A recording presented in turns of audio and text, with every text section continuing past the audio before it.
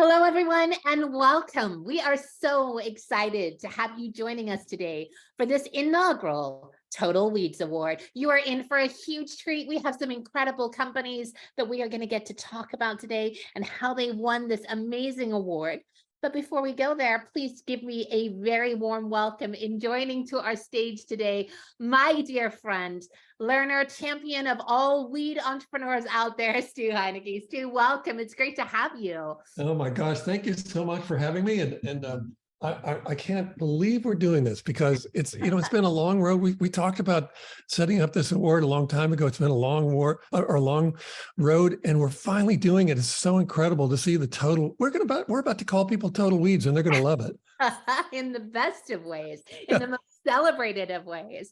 And it is a word and a new concept that I think, especially in this current market and time, it's so important that we celebrate these amazing companies who are being disruptive against all odds. So excited to be on that journey with you today, and so glad that it has been a long time coming, but here at last.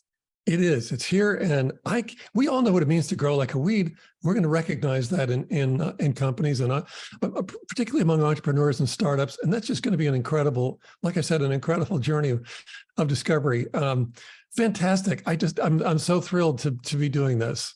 Oh, we are so grateful for your support in all of this and for writing the book in the first place. After all, it started with that dream and that conviction that it was time to share a little bit more about the methodology of what it means to be disruptive and to grow like a weed.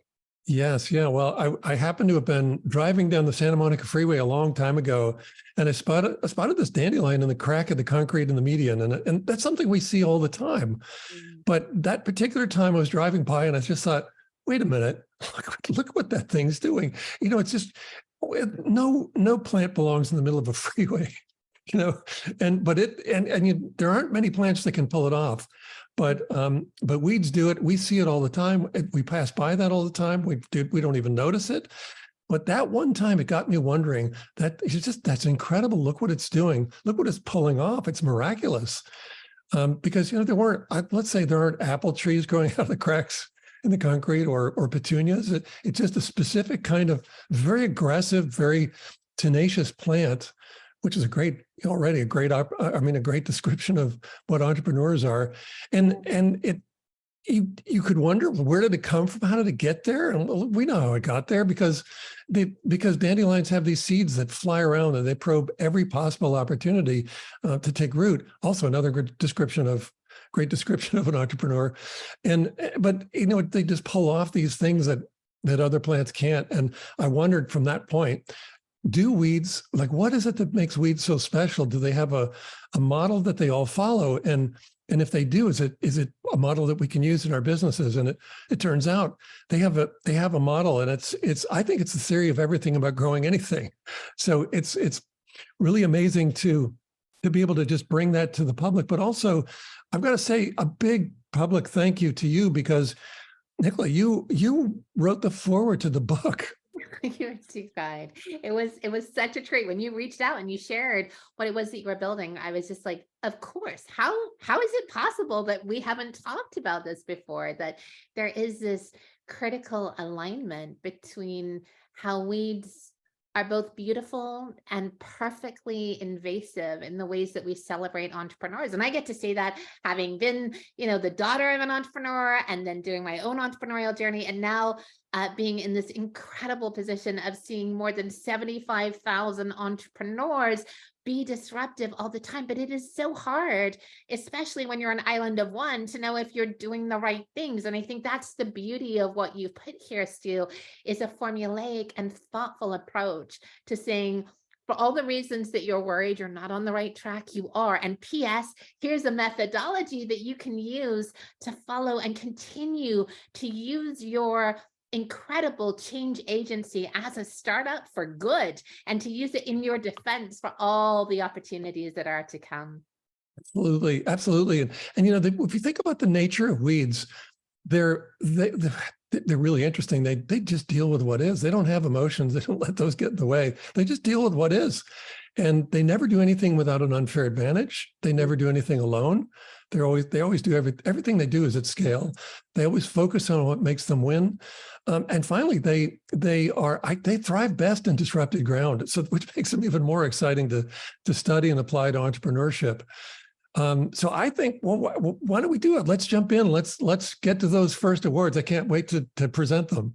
And the drum roll, please. I love it. Let's do this. Tell us, unfair advantage, who are we thinking about? Well, yes. Well, so before we got a really great example here, but before we show the award, I just wanted to explain what's meant by unfair advantages, because I'm not talking about something illegal. We're not talking about that. Not. We're just talking about advantages that your competitors can't match, and they're really interesting. I mean, you see that in the weed world. Dandelions have those seeds that fly around. They fly for miles. Acorns don't do that. A lot of seeds don't do that. They just drop to the ground. But dandelion seeds are specifically designed to help it explore and expand quickly, and that's one of those unfair advantages. And certainly we see that in business as well with just dominant brands, perhaps, and new technology that's always coming up, and perhaps unique test history. Really, it's just anything that your competitors can't match. And so that becomes a really important element of growth for entrepreneurs as well. And one of the greatest examples, if I might share one, before we get to the award, to the actual award, is when I watch SpaceX, and I think a lot of us, when we watch SpaceX, as they develop the Falcon booster system, and they're doing it now with Starship, it's really amazing to watch, because they try these things and they fail, try, fail, and suddenly they try and succeed, and they are doing something that no one else can do. No other space agency or company can launch a rocket into space, deliver astronauts or payloads, and bring that booster back down to Earth and land it propulsively. No one else is doing it. And that's a great example of an unfair advantage. But for our award, there it is, drum roll, please. We are talking about another company. We're talking about, have you ever flown recently and noticed those long security lines? And, if you go through the one that's sort of the unwashed masses, then you might wait an hour and a half in that line. If you do a TSA pre-check process, then you can get to a slightly shorter line.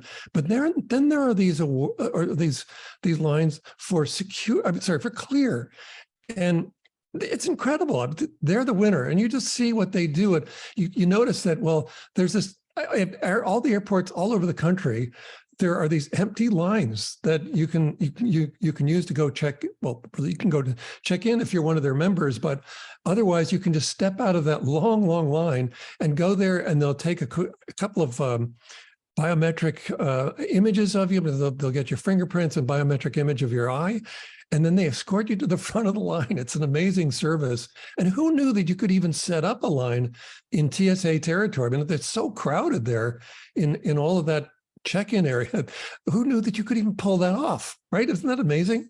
It's a perfect example of that unfair advantage. When all else fails, ask the question, why not? Clearly, no pun intended, they did just that, and they persisted in a space that feels so very difficult to be innovative in. And on behalf of travelers everywhere, we are deeply grateful that you did. So thank you. Congratulations. And thank you for inspiring so many more founders to look at hard spaces, to ask tough questions, and to see that as an unfair advantage waiting to help them grow. Yeah, absolutely. I mean, doesn't that remind you of the dandelion and the crack in the freeway? I mean, that's exactly. They found the crack in the freeway, and they've occupied it fully, and it's incredible. And I want to recognize the founders, Karen Seidman Becker and Ken Cornick. So congratulations. You actually won the first award, the first Total Weed Award. Isn't that amazing? It's so great. We're so glad they did. Yeah. So now we have another, our next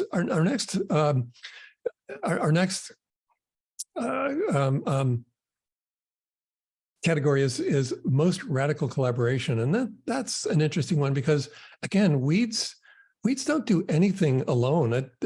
When you think about it, let's say if you walk out and you see a dandelion growing from your lawn, if you look up, you will see lots of them you'll see hundreds maybe.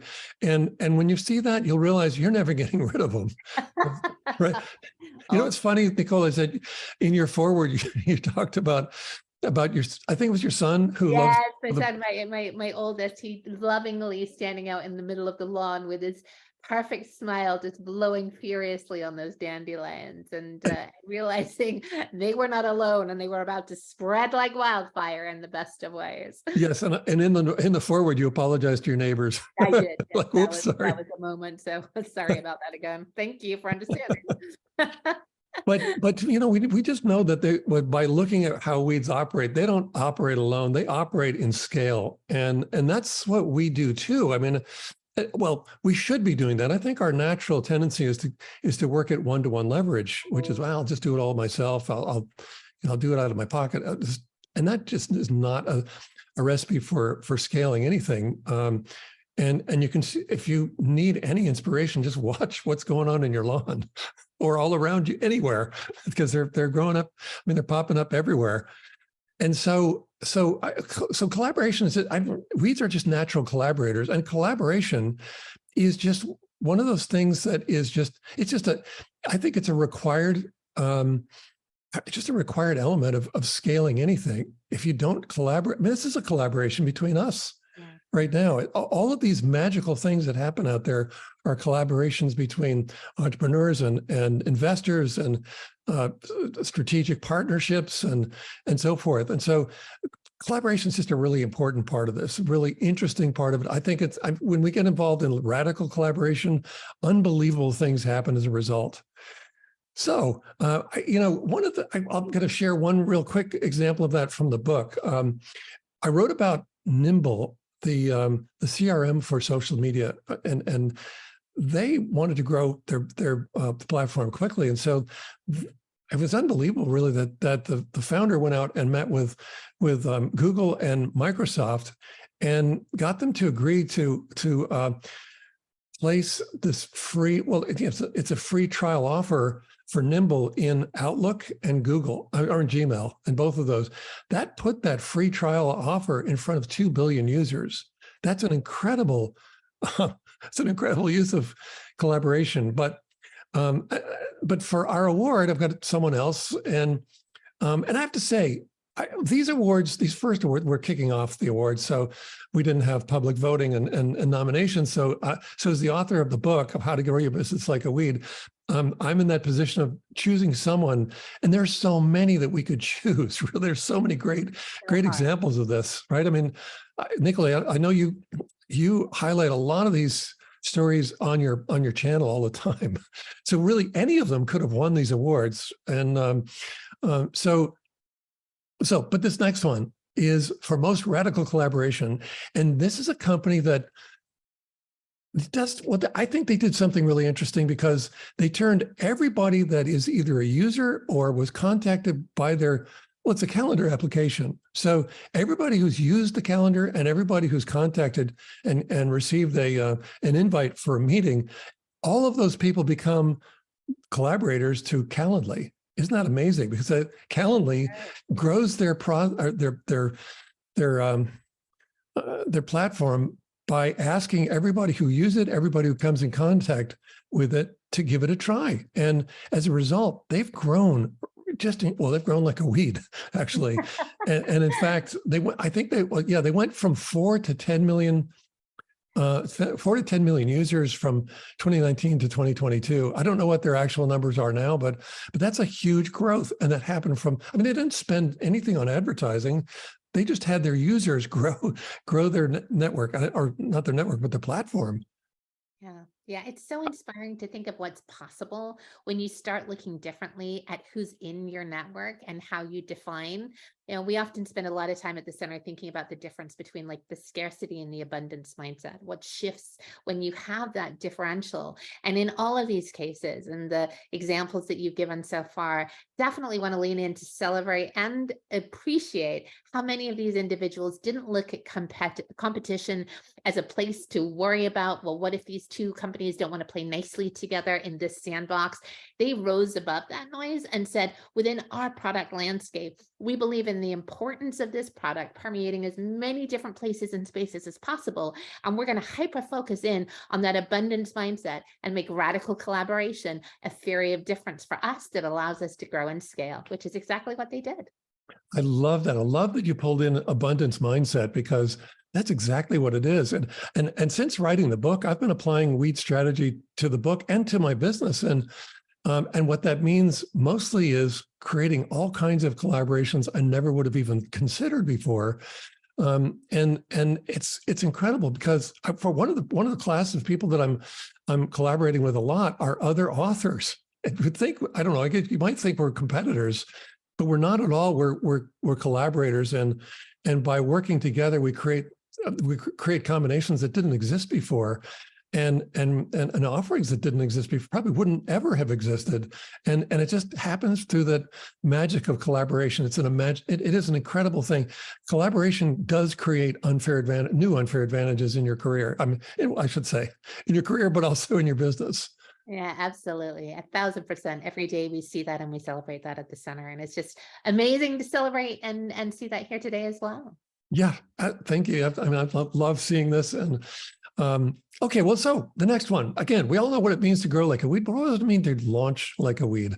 Well, we have an interesting example of that here, because, well, you know, I mentioned before, weeds deal with that we all know what it means to grow like a weed, which has something to do with weeds dealing with what is, and because of that they spread like wildfire, and they're unstoppable. And so I wanted to find a launch that exemplified weed-like growth in their and sheer determination in their launch. And there are so many, God, so many stories to choose from. And I think, you know, some of the ones that pop up for me now are some of the stories around AI. Have you noticed that, Nicola? I mean, it's like, it's such an explosion right now. And have you used some of those? A little on the experimentation side. Some of it is just ridiculous how much time saving you're able to get out of it, how much intellect you wouldn't even be thinking to pull through in the ways that, you know, AI allows you to do. So it's pretty friendly to the wannabe creatives like me that just don't always get that chance to spend as much time as we hope to in trying to come up with some new out of the box thinking. And I think that's what's inspiring, no pun intended, with what AI brings to tail, is sort of this scale up mentality of really getting excited around looking across so much more of a volume play than we ever could do individually, for sure. Yeah. And I think the way that AI is exploding, I mean, that really is weed-like, totally weed-like. Completely.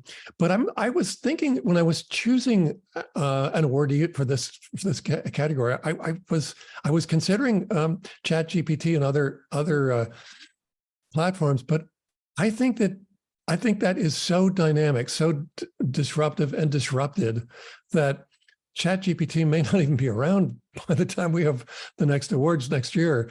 So I just feel like, well, there's a lot that has to settle out before we start choosing winners and really highlighting any. I think AI is going to be amazing. I'm sure it's going to be a big factor in the awards as we move forward. But I thought, well, okay, I'm going to resist that.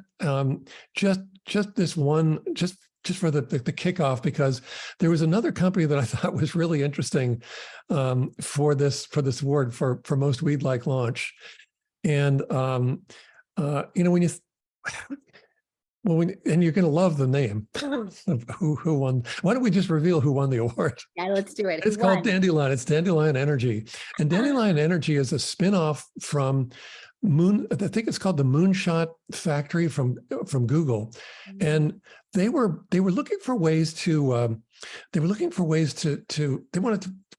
to change that sort of the lowly heat exchanger with that, you know, that sort of heater and air conditioner that we have on many of our houses, which is all run by a condenser, which is energy inefficient and rather wasteful. And they wanted to find another way to access the energy, the right kinds of energy that they needed to pull into that heat pump. And so the other just obvious source would be geothermal energy. So it's right below everybody's, it's right below the ground everywhere, wherever they're going to install one of these things.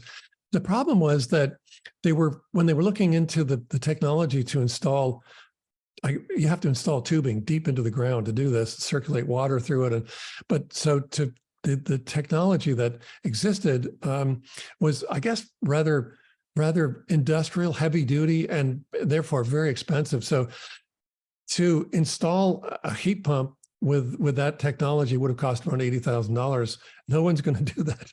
No. But they kept at it. They kept looking for ways to bring that cost way down. And they found a Swedish company that had really interesting technology, perfectly suited for their approach, and made a deal and persevered through that challenge. And so, it's not always about growing, just expanding and exploding in scale, but just how do you overcome these obstacles so that you can actually scale it all?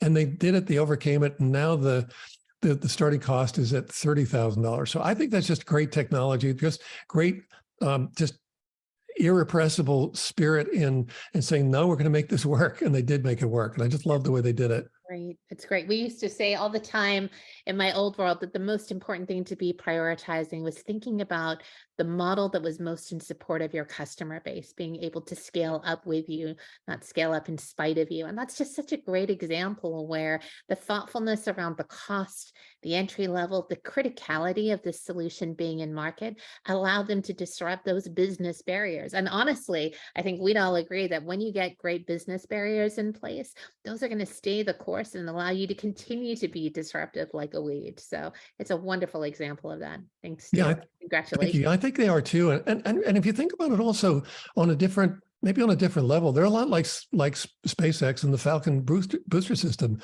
They found a way to do something no one else can do. That's right. That's what a great unfair advantage that they pulled off. So congratulations, Dandelion Energy. Great job.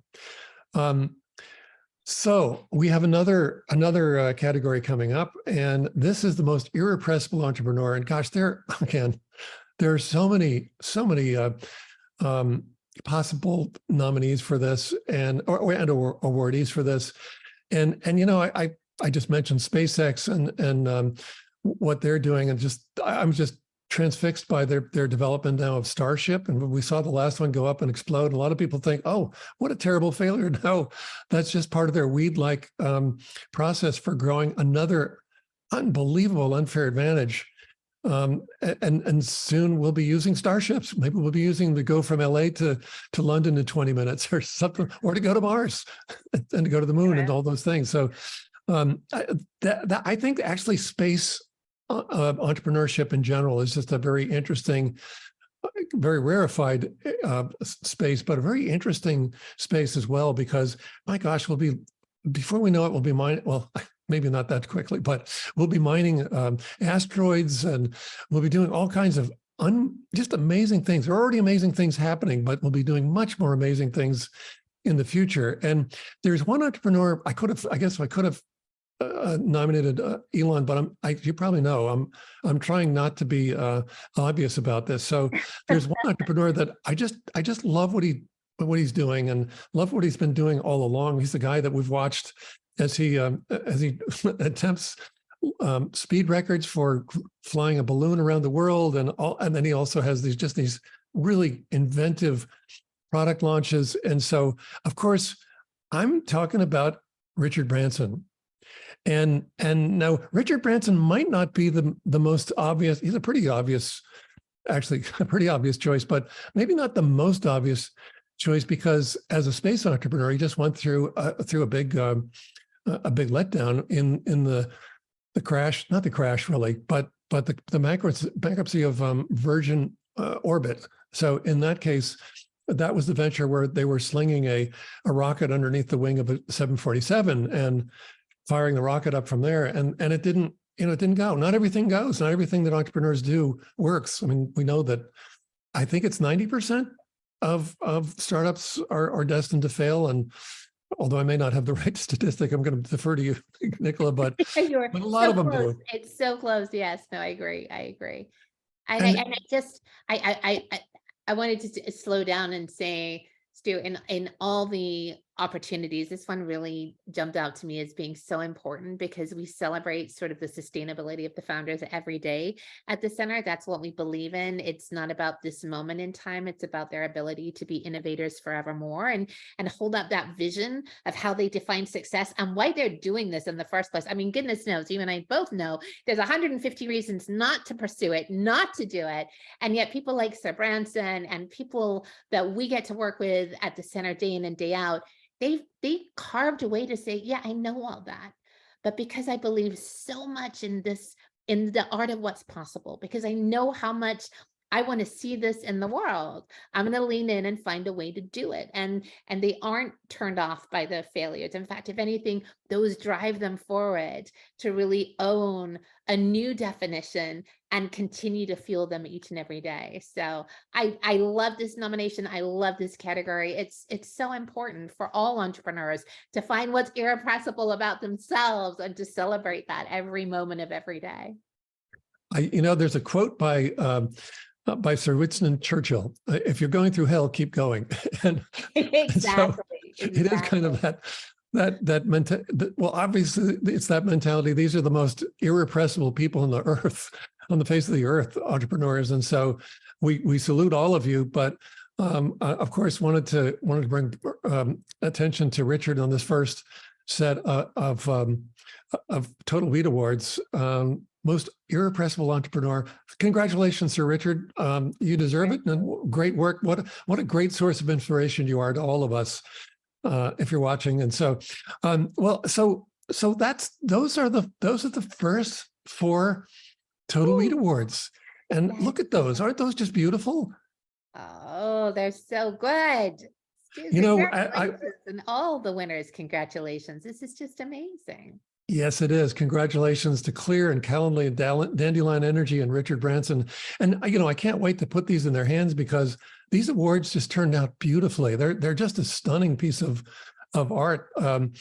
There's the title, but then there's that dandelion that's blowing seeds around, and when you see it, I mean, it's a 3-dimensional model in there. It's a 3-dimensional weed. You can turn it around, and from every angle, you see it. And then we did a really interesting thing where we blended a surfaced part of the model. So in other words, the realistic part of it with wireframe. And so it sort of fades down to wireframe toward the bottom. And that signifies that what we're really doing is we're analyzing the essence, the data points of weeds and strategy points of weeds to say, okay, that we're just reducing them to those points so that we can apply those to our businesses. And that's exactly what these entrepreneurs are doing out there all over the world. And God, I can't wait to keep honoring them with these Total Weed Awards. I completely agree. We're so glad that you started codifying it in the book. I know it's just getting started and that this model is just going to continue to evolve and grow just like its own weed should. I can't wait to see what everyone comes up with. And can we say that can we draw people to the NASDAQ entrepreneurial site to start please. Yes, to start nominating and voting? That would be fantastic. There's a Total Weed Award page on the NASDAQ Entrepreneurial Center site. Go in there and nominate as many companies and stories and founders as you want. We want to know about what you know about. We want to hear about it, and then we're going to have the public vote on it. So I won't be choosing these ever again. It'll be all of you doing it, which is what makes it so exciting. Just like it does every single day, right? With how our consumers ultimately are the ones that select and help us figure out who are those genius weeds that are out there doing the most incredible things, benefiting all of our communities and all society as well. Absolutely. Absolutely. So thank you so much, Nicola, for, I remember, and I tell this story a lot, that after the book came out, I said, look, this was like a coup to have Nicola write the foreword to my book. This was incredible. But then after the book came out, Nicola and I were talking, and I said, Nicola, I promised to launch this new award, the Total Weed Award, to recognize weed-like growth and spread among entrepreneurs and startups. And I'm just wondering, could we collaborate? Could the NASDAQ Entrepreneurial Center become the home of the award? And you said yes. And you didn't see me, but I almost fell over Like, oh my God, that's fantastic. Aw. So Well, I'm so proud to be working with you, and so honored that that the NASDAQ Entrepreneurial Center is taking this on as sort of its own award, and that you're the host of the award, and I can't wait to see what we do with it as the years go by. We'll do it every spring as the weeds are coming out. oh, I love that. Well, cheers to all the weeds too. It is our honor, trust me, when we say this, having you as a coach, as a champion, and as a big believer in breaking down a lot of barriers that founders feel in the world and try to figure out how to get smarter and wiser. We're so glad you're working in this space. We're so glad you're celebrating these entrepreneurs today. They equally are inspiring so many of our founder community, and we are looking forward to seeing the next chapter unfold next year with our People's Choice Awards coming live and to you in springtime with allergies galore on the art of what's possible for next year's recipients. So we'll see you next year. We'll see you soon. Thanks so much, Stu.